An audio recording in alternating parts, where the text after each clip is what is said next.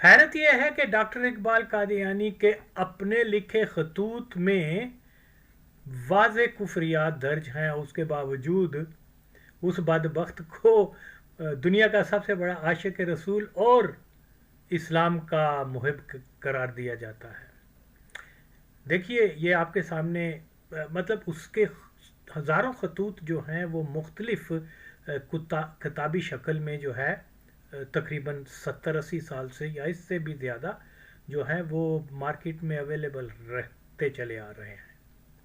इकबाल की एकेडमी में जो है वो सारे खतूत और वो सारी किताबें वहाँ मौजूद हैं, और यहाँ बदबख्त मौलवी कादियानियों के कुत्ते मौलवी जो हैं एक कादियानी को बदोबदी आशिक रसूल साबित करने के लिए शरीयत के असूलों की भी पामाली कर देते हैं, और कहते क्या हैं कि हमने पाकिस्तान में शरीयत लगानी है, जबकि शरीयत के एक नुक्ते के ऊपर आकर ये शरीयत की बजाय एक शख्सियत को ज़्यादा अहमियत दे रहे हैं।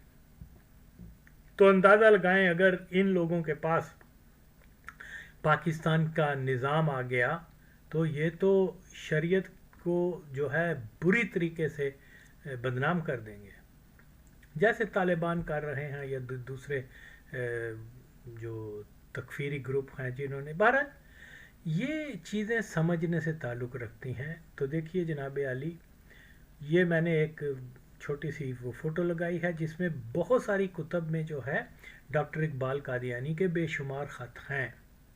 तो ये मौलवी कहते हैं हम इन खतूत को भी नहीं मानते, यानी इस दर्जे तक चले जाते हैं कि ये गुमान भी नहीं कर सकते कि डॉक्टर इकबाल ने ऐसे हरकत की होंगी, ऐसे लिखा होगा। यानी डॉक्टर इकबाल को कहे सुने बगैर ये मासूम करार दे रहे हैं, लिख नहीं रहे, कह नहीं रहे, लेकिन उस दर्जे तक ले रहे कि डॉक्टर इकबाल से तो कोई खता हो ही नहीं सकती, कोई कुफर हो ही नहीं सकता, वो तो पैदाइशी आशिक रसूल था, और ये और वो हर चीज़। और एक सवाल का जवाब आज तक नहीं दे सके कि हाँ या ना में, अगर तुम हलाली हो तो हाँ या ना में बता दो कि डॉक्टर इकबाल ने अपनी औलाद को मरज़इयों के वली क्यों बनाया। एक छोटी सी बात का जवाब नहीं दे सकते, और साबित कर रहे हैं कि वो मासूम था, वो तो ये ऐसा कर ही नहीं सकता, और उसके कुफरियात छपे हैं, छुपे नहीं हैं। उसकी अपनी कुतब में जलाली गैर हलाली का शागिर्द, क्या बोलते हैं उसको, जायद नुमानी, वो कहता है कि जनाब अली इसके लेटर्स जो कोई हैं जिसमें कुफरियात हैं वो कादियानियों ने उसकी बुक्स में शामिल कर दी हुई है। जब पेड़ आए तो फिर साबित कर किस कादियानी ने किस वक्त कौन सा लेटर जो है वो वहाँ उसकी किताब में शामिल किया। यानी ये इम्कान भी नहीं करना चाहते, हालांकि जानते हैं कि आगा वसीम सही कह रहा है, लेकिन क्योंकि जाहिर है इन्होंने तो पैसे बनाने हैं कादियानियों से, तो ये इस तरह कह रहे हैं।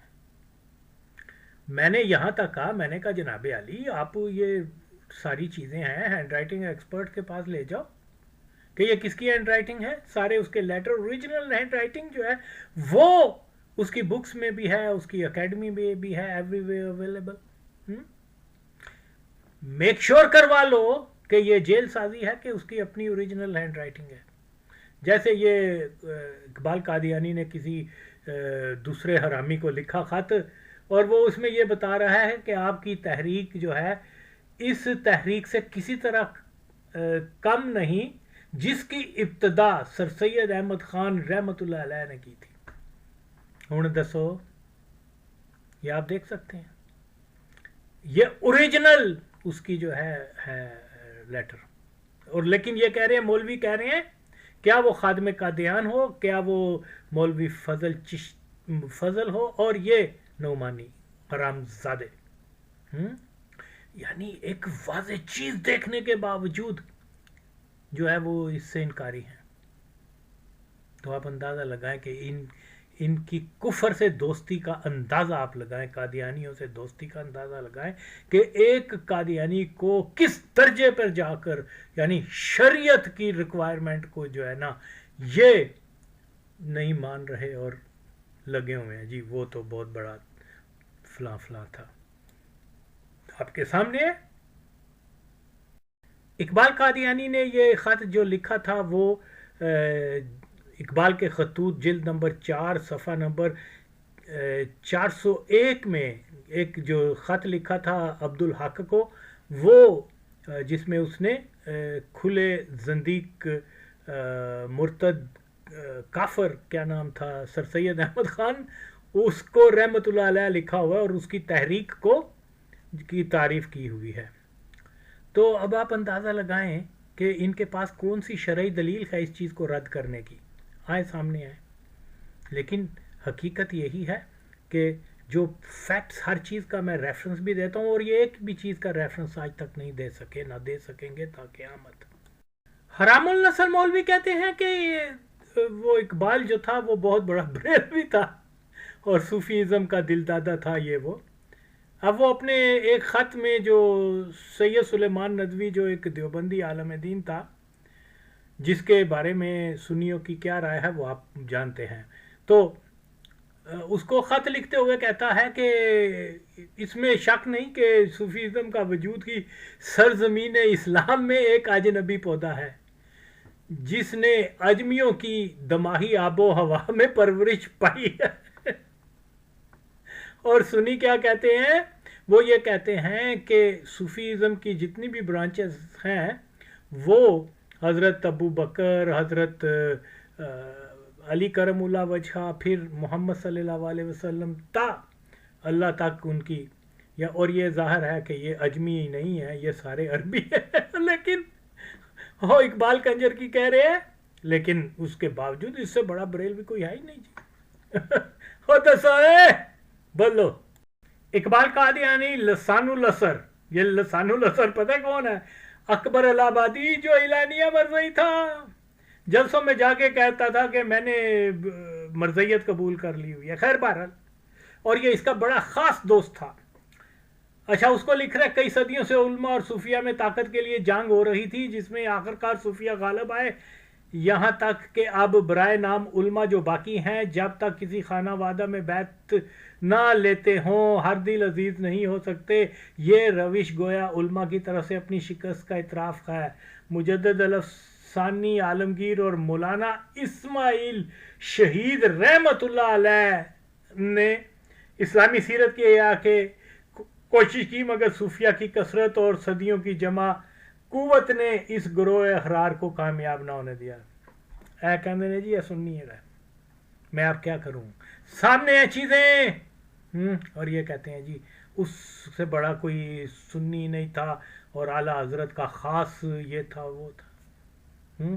اگر اعلیٰ حضرت کے علم میں یہ ساری چیزیں آ جاتی تو کہتے اس کو جو ہے نا زندہ گور کر دو. اینے جھوٹ بول دینے مولوی نظیم گالی نہیں دے رہا کیونکہ کچھ اور کیا. خیر بہرحال تو دیکھیے جناب آپ کے سامنے چیزیں رکھ رہا ہوں. یعنی یہ کیا کہہ رہا ہے کہ جو صوفیہ ہیں حضرت داتا گنج بخش اور یہ اور وہ جناب یعنی دنیاوی طاقت کے لیے وہ انہوں نے سارا کچھ کیا کہ علماء کو انہوں نے زیر کر دیا اور وہ خود پاورفل ہو گئے. یہ انبیاء یہ صوفیہ کی توہین نہیں ہے تو کیا ہے کہ ان کو کہہ رہا کہ انہوں نے تو طاقت کے لیے جنگ کی جاری رکھی تھی. طاقت کون سی طاقت؟ بالکل ہم جانتے ہیں کہ صوفیہ کرام نے دنیاوی طاقت کو ٹھکرا کر اسلام کی طاقت، اسلام کا غلبہ پوری دنیا میں ہوا. اور ڈاکٹر اقبال یہاں حرام النسل کیا کہہ رہا ہے. تو بھائی بات سمپل سی ہے، یہ لوگ اگر اس کے خطوط دیکھ کر وہ مان نہیں رہے، پھر یہی کہ یہ قادیانیوں نے لگا دیے ہیں یہ وہ، تو اللہ کہتا ہے جب آپ کوئی دعویٰ کرتے ہو تو اس کے دلیل لاؤ، اس کے ثبوت لاؤ. یہ اللہ کے احکام کو پیچھے چھوڑ کر اور یہ کس طریقے سے جو ہے پوری مسلمان نئی نسل کو یہ گمراہ کر رہے ہیں، بلکہ بہت زیادہ کر چکے ہیں، جس میں کیا خادم قادیان حرام النسل یا دوسرے یہ نعمانی وغیرہ، یہ آئیں بتائیں کہ کون کون سے اس کے لیٹر قادیانیوں نے ثابت کریں، یعنی جو کتنے عرصے سے لگے ہوئے ہیں۔ بہرحال جی، یہ مولویوں نے جس طریقے سے تاریخ کو مسخ کرتے ہیں، جس طریقے سے گمراہی پیدا کرتے ہیں، یقین مانیں یہ کافروں سے بھی دو ہاتھ آگے چلے گئے ہوئے ہیں۔ جب کوئی کافر بولتا ہے تو مسلمانوں کے ذہن میں معلوم ہوتا ہے کہ یہ کیا ہے، ان کی بیک گراؤنڈ کیا ہے، ان کا عقیدہ کیا ہے۔ لیکن جب کوئی سنی مسلمان، بریلوی مسلمان، قادری اور نقشبندی بن کے سامنے آئے گا اور جو وہ بات کرے گا تو وہ جو اس کے ہم مذہب ہیں، ہم مسلک ہیں، وہ آنکھ بند کر کے اپنے مولویوں کی بات کو مان کر مکمل گمراہی میں مبتلا ہو جائیں گے، اور ایک زندیق قادیانی کو عاشق رسول سمجھ کے وہ بھی دار اسلام سے خارج ہو جائیں گے، یا ہو چکے ہوئے ہیں لاکھوں اس حرام زادے کیا نام ہے خادم قادیان نے، یہ حرام النسل جو میری ایک بات کا جواب نہیں دے سکتا، کیا نام ہے مولوی فضل، پھر یہ نعمانی، بڑی بڑی بےایمانی، یہ اس قسم کے چور حرام زادے پتہ نہیں کس۔ بہرحال یہ دیکھیے، یہی شور مچاتے ہیں کہ وہ بہت بڑا صوفیزم کا تھا، قادری سلسلے کا تھا، بریلوی تھا، یہ وہ، اور ایسے ایسے جھوٹ بتاتے ہیں جن کا سر نہ پاؤں۔ تو اب مجھے یہ بتائیں، اب اگر یہ نعمانی نعمانی جو ہے وہ حرام زادہ اگر آئے اور وہ بھی مولوی اسماعیل کو جو ہے شہید اور رحمت اللہ علیہ کہہ دے، جن کے اوپر کفر کے فتوے ہیں بریلوی علماء کے، ڈاکٹر اقبال کیسا بریلوی تھا ان کو رحمت اللہ علیہ لکھ رہا ہے، جس سر سید کے اوپر نہ صرف بریلوی بلکہ دیوبندی اور وہابی، شیعہ، ہر مسلک کے مولوی نے جو ہے یہ لکھا کہ وہ زندیق کافر تھا، اس کو یہ حرام النسل جو ہے کیا نام ہے اقبال قادیانی، اس کو رحمت اللہ علیہ لکھ رہا ہے، اور اس کی تحریک کو اسلامی تحریک کہہ رہا ہے، جس نے مکمل طور پہ بنیادی اسلامی عقائد سے انحراف کیا، بلکہ ان کو باطل کہا۔ تو یار یہ سامنے چیزیں آپ یہ بھی دیکھ لیں، یہ بھی اس کا ایک خط ہے جس میں وہ اسماعیل کو کیا کہہ رہا ہے، اسماعیل دہلوی کو شہید بھی اور رحمت اللہ علیہ بھی کہہ رہا ہے، اور یہ کہہ رہا ہے کہ اس نے اسلام کی ریوائول کی کوشش کی تھی۔ اور بولو اے بولو اے بولو اے بولو قادیانیوں دے کتے مولویوں حرام زادے اور دلے، کیا نام ہے تیرا مولوی فضل، جے تو واقعی اپنے پیو دی اولاد ہے تے دس،